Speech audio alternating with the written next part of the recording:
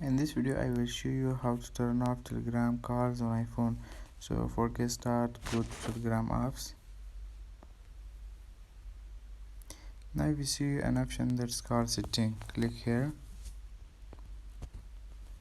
scroll down. You see an option privacy and security. Click this. Now scroll down, click calls.